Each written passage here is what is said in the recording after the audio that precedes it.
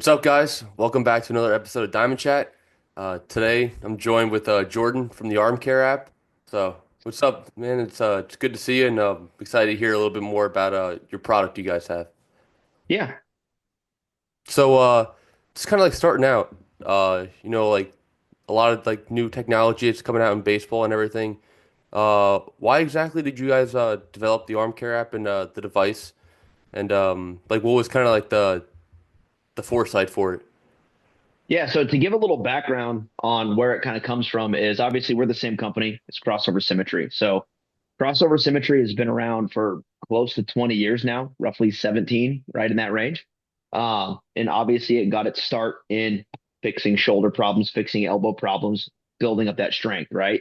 And where I kind of got back, going way back, is my initial starting point of coaching and playing was under Tom House. So Tom was my mentor. During that time, we used a lot of different dynamometry to evaluate the throwing arm strength, imbalances, kind of dialing in what that shoulder's doing. And then from there, we had done some consulting with a couple MLB orgs where we used dynamometry and would track their players. From there, I was coaching in college. Some of my guys were doing the dynamometry part of that study. And then I worked with the Angels, where me and Ryan Croton, who's our PhD with arm care, we brought in dynamometry to evaluate, dive in, get really deep into building throwing programs, speeding up rehab processes, and most importantly, keeping guys healthy. Right. So that was the big thing. Is number one, everyone thinks it's getting you back from health, when the big thing is that number two aspect, which is keeping you healthy and sustaining that performance. And that's what kind of brought me into arm care was we were looking for a new sensor because the one we were using was 28 grand a year to use. So that's where ours came in. We had got connected with Dugan Moran, who's the owner of Arm Care and Crossover, kind of founder of it. And from there, when our contracts in with the Angels, he had brought us in. And the big thing was to make the app a lot more player centric, to take all the stuff that we were having to track on our own time. That was a headache and a nosebleed, and just was, hey, a burden on every single staff member in the organization, and make something that's usable. And that was kind of the genesis of it. And, we use the arm care testing to dictate what your training will be with the band. That was the initial aspect. And Ryan and myself brought in our experience of building out throwing programs, with me being a pitching coach, Ryan being a strength coach, to dial in exactly how to maximize your day to day with it. That's awesome. It's like really cool too, especially how it exploded like really quickly and like you're getting into like major league organizations and even like today you see like a lot on social media like a lot of players like big time players are starting to use it. So Yeah.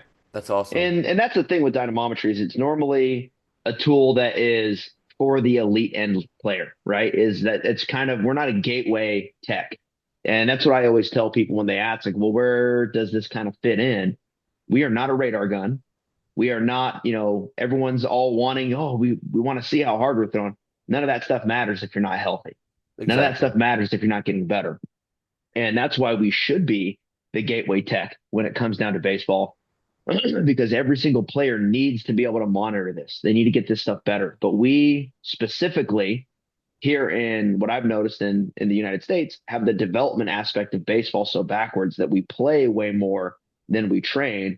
We also lead the world in injuries last time I checked. That may have changed in a more updated study, Hmm. but last time I had seen, we had the most injuries, period. So, Yeah. No, exactly. That's good stuff to like just like try to get players health. So like for people who like really aren't like too familiar like with the app or like they kind of like have heard of it, like what exactly like what kind of data are you guys collecting that that you kind of prioritize to like determine like a player's strength and like then going into like their training with the bands, like what programming they'll get for the bands. mhm. Yeah. So again, it's a dynamometer, strength testing, right? And again, I say dynamometer, and most people don't know what that is. And the reason, again, is we are not the gateway tech for baseball. We should be. I can't emphasize that enough. Like if everybody just started with arm care, the rest of your development journey gets a lot easier. We are not the be all end all, but we are the foundation. And we've said that, numerous instances. We stand by that. I have young players that I've been posting things on, and again, I'll answer your question here in a second. That have been posting things on that everyone's freaking out. Like, well, this guy's going to have arm pain if it's like, well, he had arm pain. We fixed his shoulder, and now he doesn't have arm pain. So we've already fixed the arm pain. Like, what's the problem here?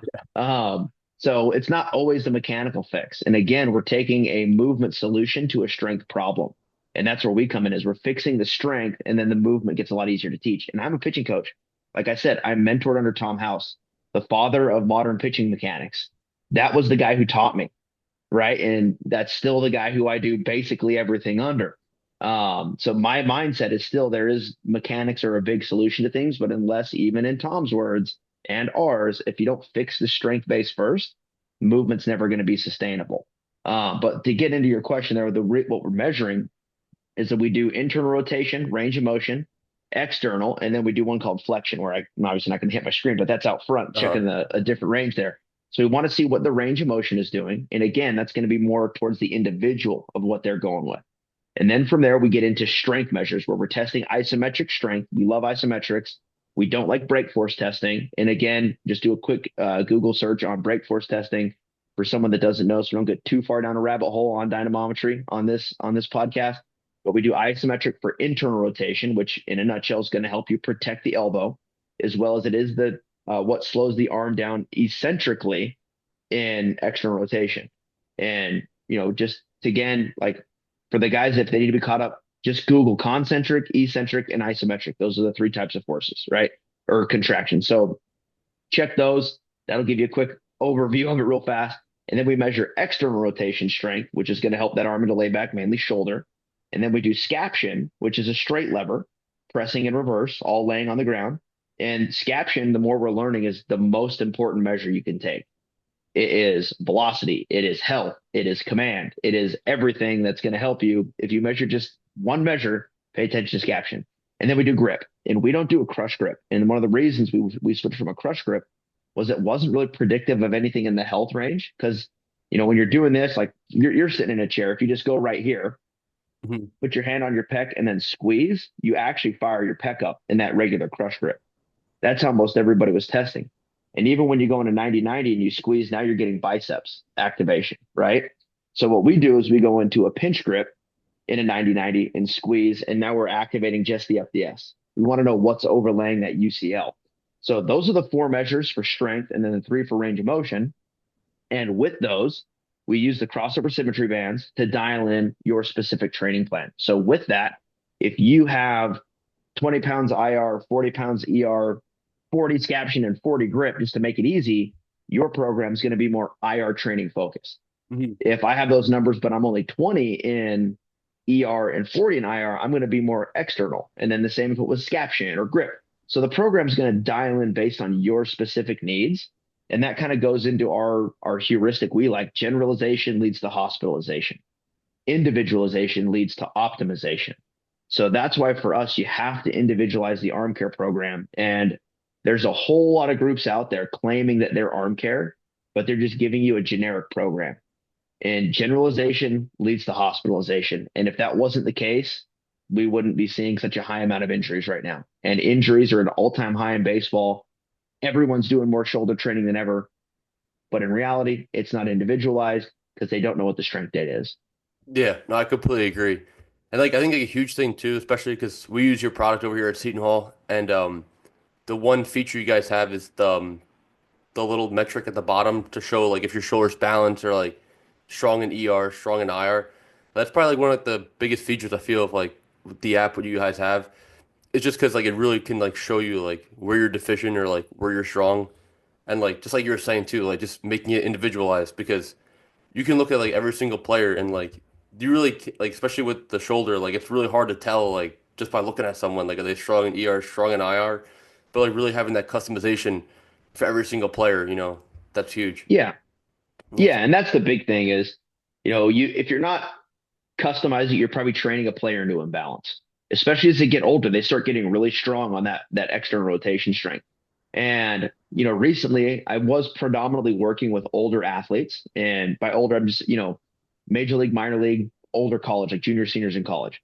And now I've been getting more into the younger players just because there's a need for it. And since I've been doing that, what I've noticed is a lot of the players that are younger, when you test them out, that have not been training. They've not really done anything. They're just, hey, we throw a little bit, we do this. You test them out, they are equally balanced, but just weak.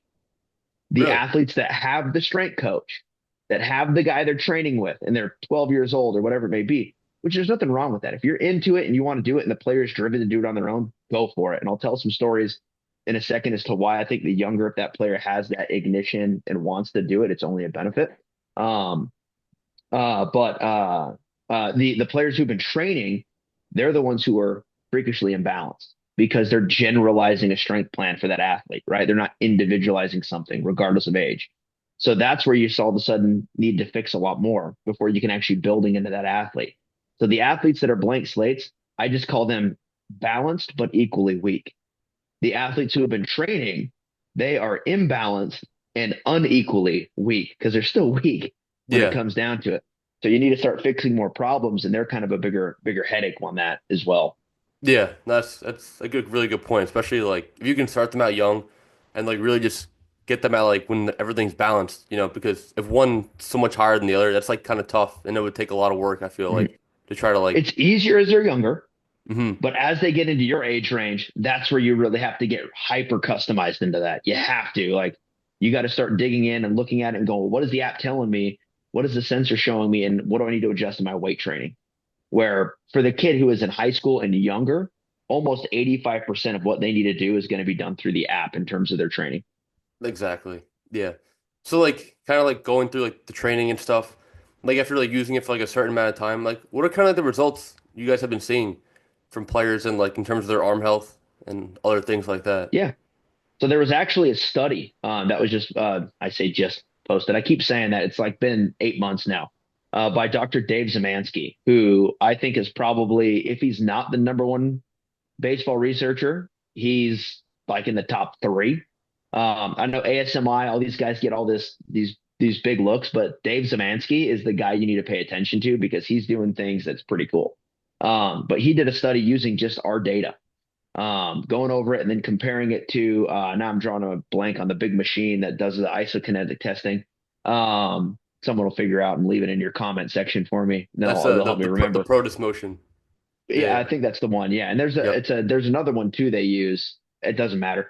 Um, but they were looking at our data, and what they found is as the players increased, and this is research validated, peer reviewed study, right? So it's not my opinion. Uh-huh. This is validated research. But as they started getting their strength better and fitting our numbers, arm soreness went down, velocity went up, K zone percent went up, strikeouts went up, induced vertical break on fastball went up, break on your slider and curveball went up. Everything went up. Guys won more games. They recovered faster. And the big thing was when we were doing this, it was semi anecdotal because we can't publish studies when you're working in pro ball. There's information that you can talk about, but you can't share. But what we were finding is as we were getting athletes and we were tracking their recovery, some guys we were testing every day, right? Seeing where they're at. If we could get them recovered by day two as opposed to day three, that was a 2 game swing on their record. So instead of being 10-10 at the big league level, now you're 12-8. Wow. That's about $1.5 million a year, right? hmm If you're really looking, you're a college guy, Yeah, right? You're looking at it from that. You're just going, well, what is 2 wins worth to you realistically? that's And what huge. is 2 wins worth to you guys for your whole rotation to get into the postseason? And now as a college player, the numbers are like instead of being 9-9, you're 11-7. And UConn's done a fantastic job with it. TCU, UCF, Florida, all these groups that have been running it pretty well have been doing fantastic with it. And we're seeing some really cool stuff there, but that's the easiest thing to point to is, yeah, I can give these guys anecdotal stories, which I have a million of them. Like for instance, I have a couple players that are going, I didn't know your arm wasn't supposed to hurt. But again, they've gone to all these people who've tried to make mechanical changes, and the problem just gets worse. hmm We get them their arm strengthened. And yeah, there's mechanics changes I want to make as a coach. But if I don't set that foundation of strength, I'm not going to be able to get the movement that I want. And I always just point to, yeah, I have a whole bunch of stories of that. I have a kid locally here. Um, his name is Jack Owen. He's going to be a pretty big arm that comes out, and he didn't know you weren't supposed to have a sore arm. But now it's the first time he's ever thrown, and he doesn't have a sore arm. So this is a kid who's a junior in high school, big, tall, grows like crazy. And he's like, yeah, just like my arm has always hurt. I didn't know it wasn't supposed to. And now all of a sudden he's added on extra velocity with his fastball. As a junior, he pitched at a little like preseason, like high school league thing.